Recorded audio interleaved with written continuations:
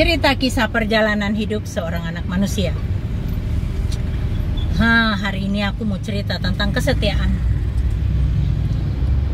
Kesetiaan manusia itu seringkali diuji. Benar nggak kita itu setia?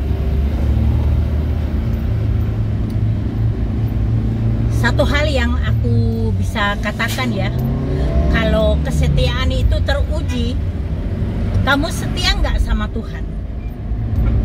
Karena kalau ketika kita itu setia, anak manusia itu setia sama Tuhan, dalam segala hal dalam kehidupan kita juga yang berkaitan dengan kesetiaan itu, tentunya kita berpikir 2-3 kali akibatnya kalau kita tidak setia. Misalnya tidak kesetiaan pada pasangan. Ini teruji banget, apalagi di zaman sekarang. Media sosial begitu canggihnya ya. Orang selingkuh bisa bisa pakai akun-akun yang kayak akun Shopee dan lain-lain, padahal di sana chattingnya mereka selingkuh. Saking pinternya manusia itu. Tapi apakah kita bisa membohongi Tuhan? Kita bisa mencurangi pasangan kita, tapi kita tidak pernah bisa mencurangi Tuhan. Kita bisa mengkhianati pasangan kita, tapi ketika kita juga tidak bisa mengkhianati Tuhan. Kita mau lari kemana? Wong Tuhan itu berkuasa, sangat berkuasa. Mau lari kemana? Kita berkhianat dari Dia, kita mau lari kemana? Toh nanti juga kita berhadapan dengan Dia satu waktu. Mau lari kemana? Wong kita manusia ini ada masa expire-nya kok. Nanti ada masanya juga kudu mati. Terus kalau kita berkhianat pada Dia, kita tidak setia, kita berkhianat pada Dia, bisakah kita lari dari kesetiaan Tuhan?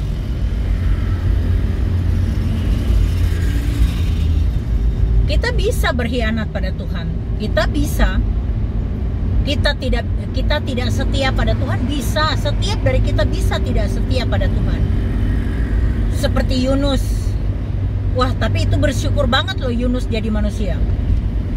Dia berkhianat pada Tuhan, walaupun Tuhan marah, Tuhan murka sama dia ya, tapi Tuhan perintahkan ikan besar menelan dia. Nah, apakah kita ditelan juga oleh ikan yang besar itu? Dan kita tuh sadar, banyak dari kita sebenarnya yang sedang dalam perut ikan yang besar saat ini. Banyak orang yang gak mau lagi sama Tuhan Yesus, mengkhianati Tuhan Yesus, dan ada di dalam perut ikan, dalam kegelapan. Keuangannya pasti hancur-hancuran. Kalau tidak keuangan, kesehatannya hancur-hancuran. Kalau nggak kesehatannya, hubungannya pasti hancur-hancuran. Kita manusia tuh hanya ada 3 hal. 1, kesehatan. 2, finansial. 3, hubungan. Hanya 3 ini yang berat buat manusia. Yang lain dari itu nggak ada, kecil semua. Manusia sudah berkaitan dengan kesehatan, wow, pasti larinya sama Tuhan. Tapi ada juga yang nggak lari sama Tuhan, larinya sama dukun. Bukan ke dokter, tapi ke dukun. Kalau dokter kan memang mempelajari ilmu kesehatan ya. Lah, dukun magic. Tapi orang lari loh ke dia, ke mereka, ke dukun. Nah, kalau tentang keuangan, akhirnya pinjam sana, pinjam sini, terikat dengan utang yang membelenggu, yang membuat dia tidak ada kemerdekaan lagi. Ditagih utang yang akhirnya stres. Begitu juga ada orang yang mungkin kesehatannya bagus, keuangannya bagus, tetapi hubungan keluarganya tidak bagus. Tidak ada manusia tuh yang bisa tiga-tiganya ini 100% diberkati. Kesehatan diberkati, finansial diberkati, hubungan diberkati. Jarang sekali. Kita lihat Ayub. Ayub tuh manusia, salah satu manusia yang diberkati Tuhan luar biasa. Kayanya luar biasa. Apa yang dilakukan anak-anaknya? Dosa, tiap malam party. Hari ini party di anak pertama, besok party di anak kedua, seterusnya. Mereka ngundang anak saudaranya yang perempuan yang 3 orang itu. Party terus. Dosa yang mereka lakukan. Kalau party ya pasti mabuk-mabukan. Tapi Ayub lakukan apa? Doa. Mohon pengampunan. Doa. Artinya begini, hubungan dalam keluarga Ayub juga tidak bagus. Ayub ngomong juga pasti anak-anaknya gak denger lah. Gak mau denger. Party terus. Sampai datang si iblis dengan segala pencobaannya. Artinya begini, kita manusia tuh pasti dalam 3 hal ini pasti ada masalah. Paling tidak minimal 1. Tapi kadang ada orang yang apes 3-tiganya. Tapi percayalah, ketika orang itu kalau sudah memang apa ya, dalam pencobaan seperti begitu ya, dalam lembah kekelaman yang berat seperti begitu, janganlah lari dari Tuhan.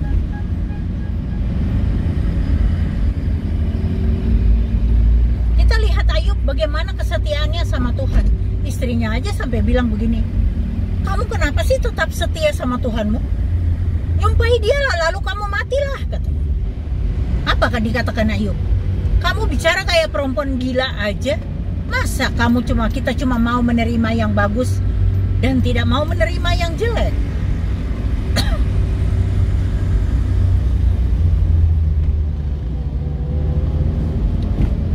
Kesetiaan itu penting dalam kehidupan kita, apalagi kepada Tuhan. Kalau kita sudah tidak setia sama Tuhan, sama manusia juga pasti kita tidak setia. Kalau kita tidak takut sama Tuhan, kita juga tidak takut pada perbuatan-perbuatan dosa.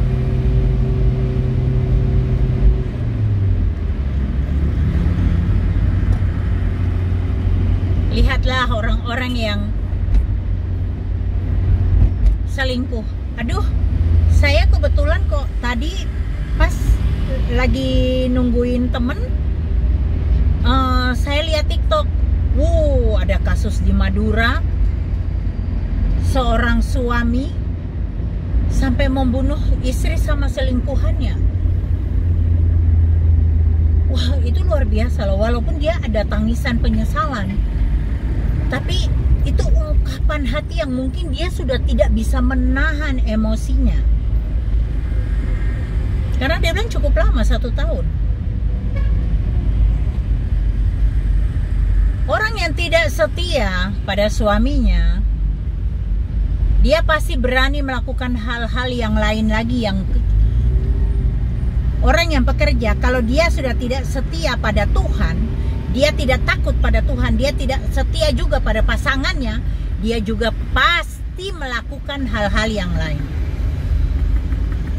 Kalau dia sudah selingkuh, entah nanti mencuri, entah itu menipu, entah itu korupsi. Untuk apa? Untuk kepuasan hatinya ini, supaya dia dianggap dianggap hebat sama pasangannya, pasangan selingkuhannya.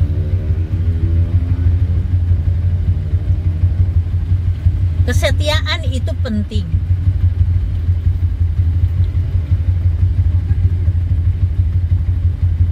Kesetiaan juga pada majikan, pada atasan pimpinan kita, penting sekali.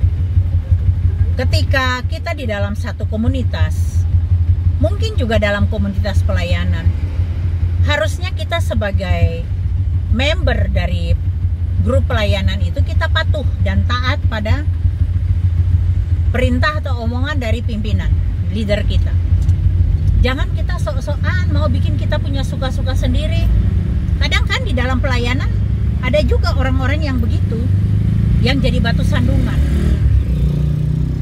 Yang maunya, saya maunya begini, saya maunya begini, harus begini, dan harus leader nurut sama dia. Bapak Ibu Saudara, kita dalam pelayanan ya, kita boleh menyampaikan pendapat kita pada leader kita. Boleh dan sangat boleh. Mohon maaf Pak, mohon maaf Ibu, menurut saya ya, menurut saya loh, saya punya pendapat, apakah nggak lebih baik begini ya? Kita begini, dan seterusnya. Itu kalau Bapak atau Ibu menerima masukan saya. Jangan kamu mengambil keputusan sendiri. Harusnya kan begini. Pokoknya harus begini loh. Yang punya pelayanan itu siapa? Gitu loh. Jadi kita tuh harus juga menempatkan diri lah, tahu diri gitu. Kita harus pintar menempatkan diri. Itu yang tadi berkaitan dengan kesetiaan. Jangan kita tidak berlaku tidak setia pada pemimpin kita, dan kita membuat satu hal yang negatif di dalam grup pelayanan ataupun dalam pekerjaan ataupun di kantor mungkin. Jangan menimbulkan masalah. Kehidupan kita tuh jangan jadi batu sandungan lah bagi kehidupan pelayanan atau kehidupan pekerjaan orang lain, ataupun di dalam rumah tangga. Jangan jadi batu sandungan. Pasangan kita mencintai kita, mengasihi kita dengan sesungguhnya. Hargai dia, hormati dia, karena ada firman-Nya. Hai istri-istri, hormatilah suamimu, dan hai suami, kasihilah istrimu. Jadi mestinya kita menjadi satu partner yang solid, kuat, supaya kuat dalam pertahanan, di dalam keluarga, di dalam pekerjaan, di dalam pelayanan. Kita harus kuat. Apalagi dalam pelayanan. Pelayanan tuh butuh kekuatan roh gitu loh. Penyatuan kekuatan roh, karena di dalam pelayanan kita melayani, kalau kita tidak kudus hidup kita, sama saja kamu membuang garam di laut. Garam itu tawar, tidak ada rasanya. Tuhan katakan dalam firman-Nya, Tuhan berfirman, buat apakah garam yang sudah tawar itu? Garam yang sudah tawar itu dibuang di jalan dan diinjak-injak orang. Penyatuan roh itu penting. Butuh kesetiaan dari kita semua. Anggota pelayanan itu, anggota ministrinya itu harus kuat di dalam roh. Karena kita melayani Tuhan yang maunya dia itu kita menyembah dia dalam kebenaran dan roh. Artinya pelayanan kita itu harus ada kebenaran. Kalau kita melayani tapi tidak benar, hidup kita tidak benar, kita berselingkuh, tapi kita masih dengan pedenya naik mimbar, dengan pedenya kita menyampaikan firman Tuhan, padahal kita sudah nipu orang, kita nyampaikan firman Tuhan.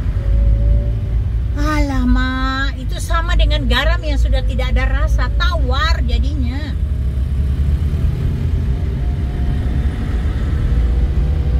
Kalau garam yang tawar terus buat apa coba? Sayang banget kan? Saya harap Bapak Ibu maksud dengan mengerti maksud saya.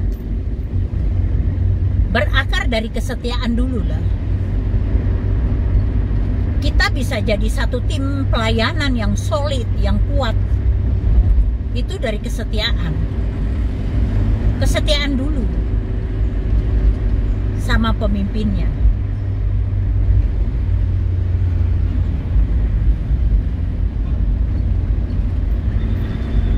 Kalau tidak ada kesetiaan, ada kecurangan-curangan di sana, pengkhianatan di dalam pelayanan, ciloko, percuma. Hari ini naik mimbar, 2 hari lagi tidur sama perempuan jalan. Hari ini ngomong firman Tuhan, Sebentar lagi sudah nipu orang, sudah jahatin orang. Bapak Ibu, dalam pelayanan butuh kesetiaan yang sungguh-sungguh. Dalam rumah tangga butuh kesetiaan yang sungguh-sungguh. Di dalam pekerjaan butuh kesetiaan pada pimpinan dengan sungguh-sungguh. Orang yang sungguh-sungguh, orang yang bekerja sungguh-sungguh pada pimpinannya ya di kantor, dia sungguh-sungguh bekerja, dia hormat pada pimpinannya, tidak ada sedikit pun iri hati atau pengkhianatan. Itu akan terbaca auranya itu sama pemimpin. Pimpinan akan lebih sayang sama dia dan memakai dia karena dia sungguh-sungguh bekerja. Jadi bawahan kita harus mau berlaku setia.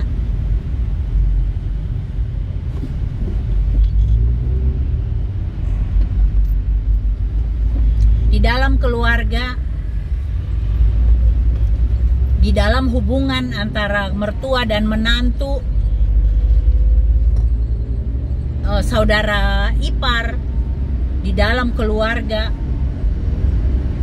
itu butuh kerendahan hati dan kesetiaan.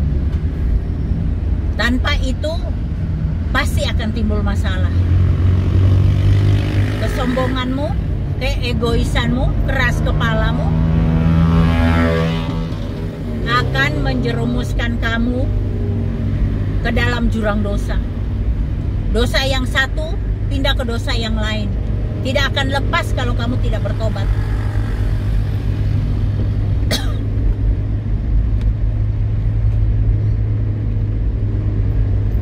Salut saya tuh sama kesetiaan Ruth pada Naomi yang mendatangkan berkat bagimu.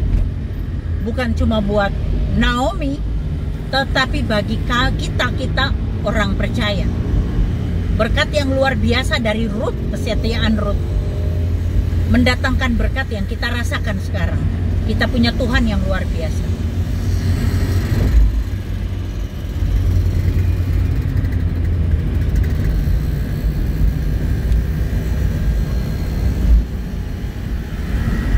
Orang yang tidak setia,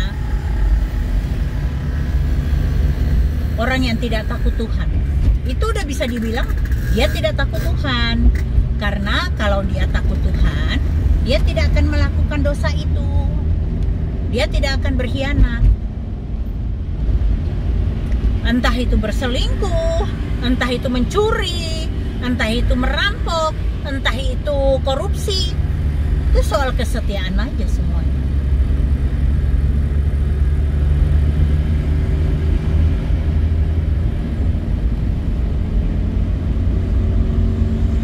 Koreksi hati kita, Bapak Ibu Saudara. Apakah hati kita ada kecenderungan untuk berkhianat? Atau mencurangi pasangan kita? Atau pimpinan kita? Atau di dalam leader kita, di dalam pelayanan? Koreksi hati. Kalau ada, bertobat. Minta ampun sama Tuhan. Minta Tuhan tolong jamah hatinya. Tuhan pulihkan supaya kehidupan dan pelayananmu jadi benar.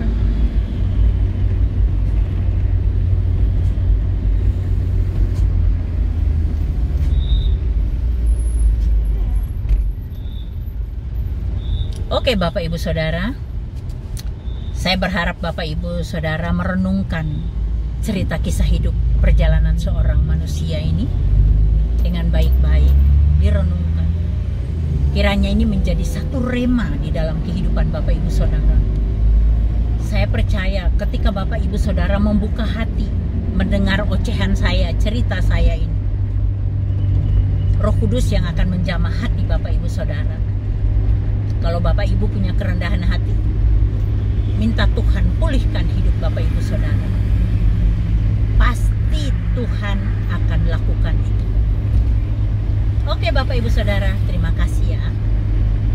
Kiranya Tuhan